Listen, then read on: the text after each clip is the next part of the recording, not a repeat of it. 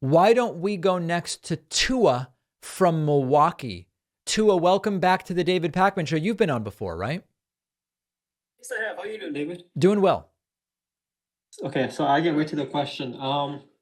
So I just want to run something by you. What do you think about calling social capitalism like something like balanced capitalism? Because essentially you're just trying to figure out a way to balance between what kind of industries capitalism should be and what shouldn't it be? So I Yeah, just want to know it's that. basically a branding question. I mean, it sounds like, correct me if I'm wrong, Tua, you're basically talking about social democracy, right? Well-regulated capitalism in the mode of Northern Europe, and you're trying to think of what's the best name for it. Am I understanding you correctly?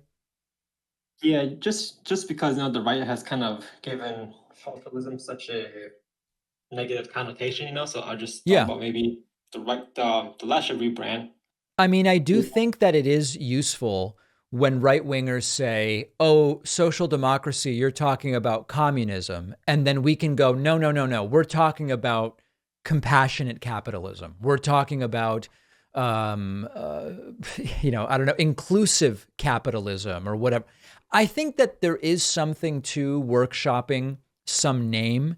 I think the downsides are number one, if you get too much in the weeds of what you call something, you often separate from what it actually is. What is the thing? What is the policy set of ideas that we're talking about? But also, when you do a rebrand of anything, there's this confusing period where people might not know what you're referring to. So let's say that we were to call it compassionate capitalism. We have to say, yeah, social democracy, also known as compassionate capitalism. You've got to do it for a long period of time until people understand that it doesn't always catch on.